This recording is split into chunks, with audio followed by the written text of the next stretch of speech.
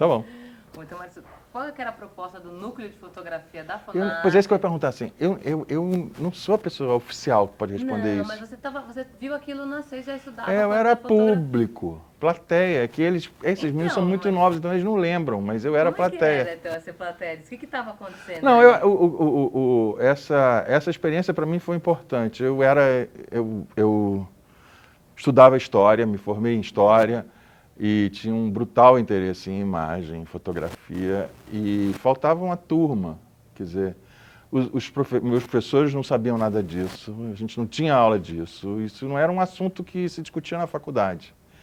E isso foi exatamente no período em que os fotógrafos, como tal, começaram a pensar o que era o ofício deles e como é que o sentido se produzia na imagem, que significado tinha isso. Então, no âmbito da FUNARTE, começaram a acontecer os Encontros Nacionais de Fotografia, que foram uma ocasião muito particular em que fotógrafos e aprendizes de estudiosos de fotografia podiam se encontrar e trocar, intercambiar seus olhares, né? Eu acho que essa que foi a descoberta. Isso foi uma coisa muito singular. Eu acho que isso formou uma geração enorme de fotógrafos e também foi, acho que a principal oportunidade para formar a primeira geração de pesquisadores de fotografia no Brasil. E de lá pra cá, o que aconteceu? Cara, de lá pra cá aconteceu um mundo, né, cara?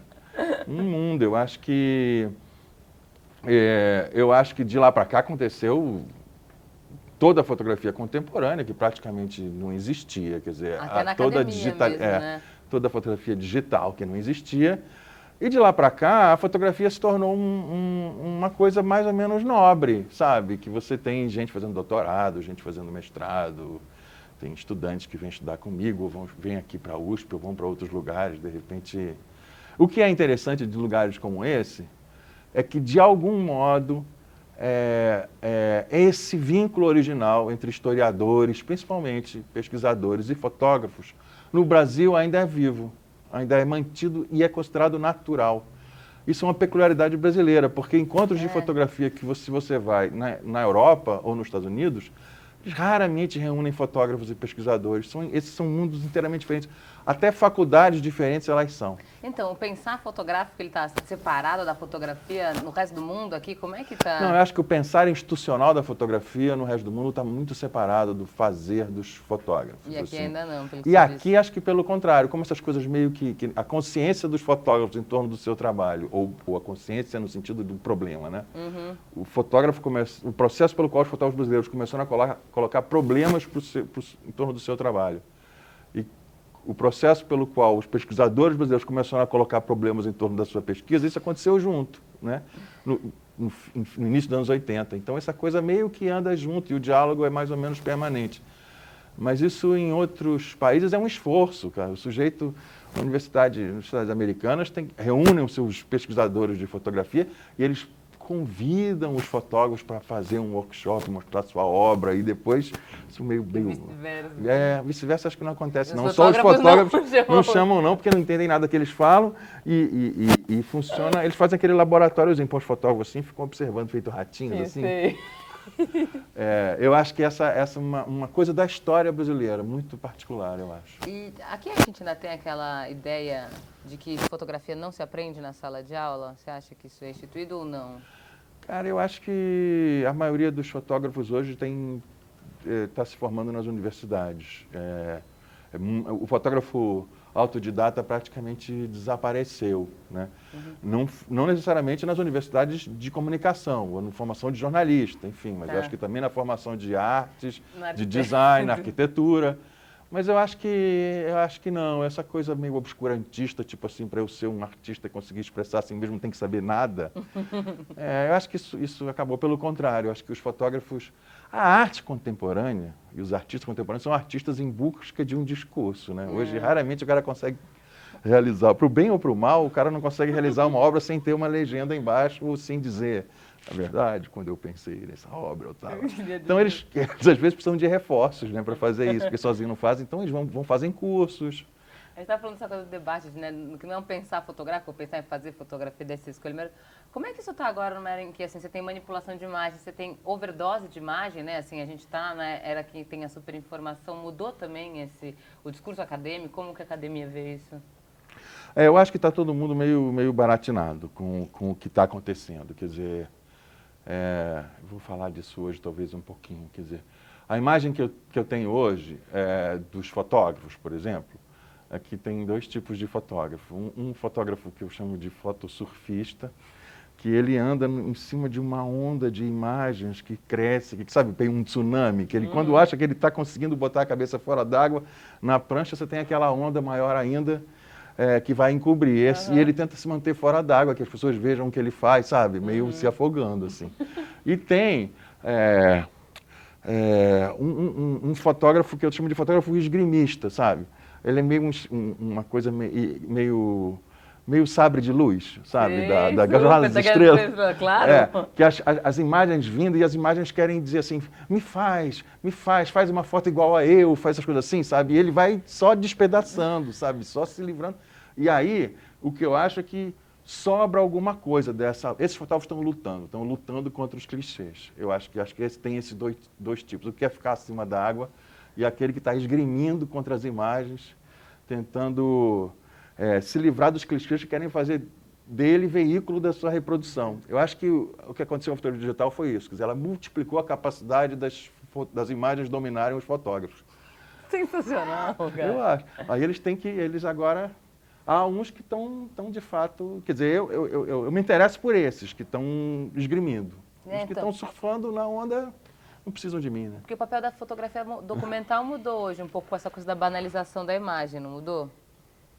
Assim, hoje em dia você tem muita imagem, né? Então, assim, a coisa, você tem que ter, você tinha ali o fotojornalista que estava lá para denunciar, que colocasse... O fotojornalista acabou tendo que mudar um pouco a sua função. Hoje eles fazem uma espécie de fotoliteratura, fotocomentário, né? Se você pega o que está no jornal, assim, como o fotojornalista hoje está sempre atrasado em relação aos fatos, porque o cara do celular chegou na frente, então ele tem que aprender uma certa linguagem literária, simbólica, que já existia no fotojornalismo, só que agora é praticamente, as melhores fotos de imprensa hoje são, na verdade, comentários pictóricos em torno dos acontecimentos. Ele vai usar, na verdade, o enorme conhecimento que ele tem da tradição fotográfica, da história da arte, para fazer um comentário, como se fosse uma espécie de chargista dos acontecimentos, né, que usa uma máquina fotográfica para isso.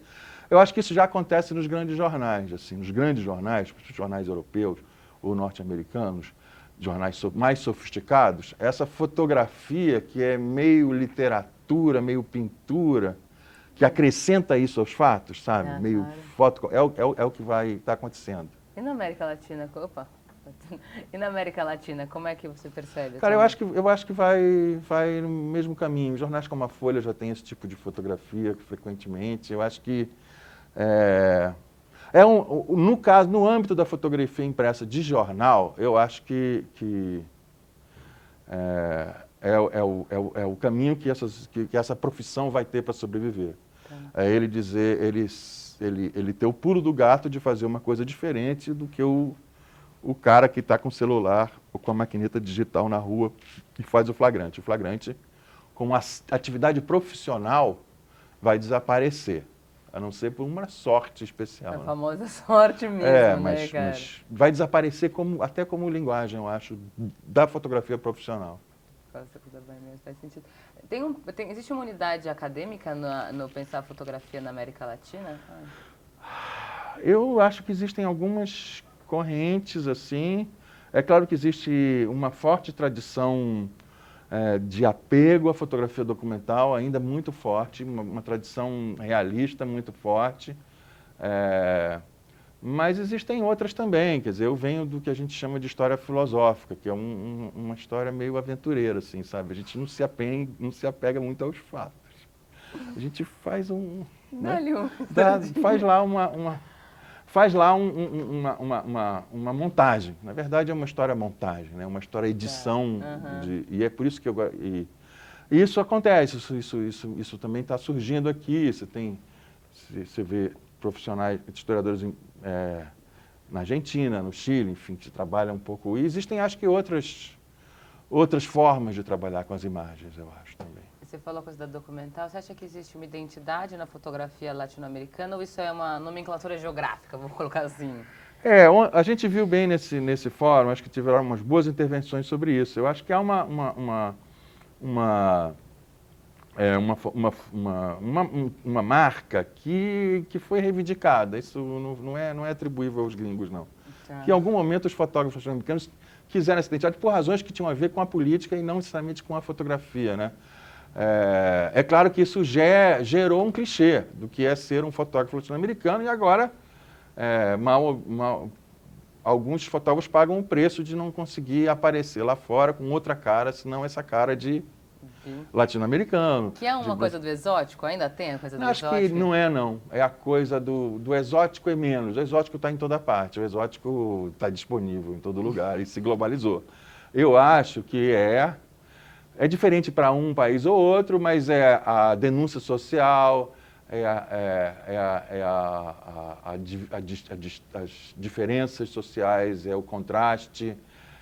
Eventualmente, no caso brasileiro, também são carnaval, as bundas, essa coisa toda, mas, enfim, é uma peculiaridade brasileira. O Brasil é um país que, ao contrário dos outros países da América Latina, não tem crise de identidade. Os mexicanos, coitados, vivem sofrendo há um século, um século e meio, sobre quem eles são, o que faz, o que é ser um mexicano. O brasileiro não, cara. O brasileiro pensa, o que é o Brasil? Aí o cara fala futebol e carnaval e está resolvido. Ele não tem esse problema, entendeu? Ele não vai para casa perguntando o que o faz brasileiro. E eu acho que essa é uma diferença, é uma das coisas que constituiu a dificuldade dos brasileiros em relação a latino-americanos. Só pior para os uruguaios, que esses não têm crise de identidade alguma, porque simplesmente não sabem o que são. Não pode ter que isso é off, hein, acho. Muito obrigada, Maurício. Que? Foi sensacional. Dá para fazer mais uma? Não, deu certinho.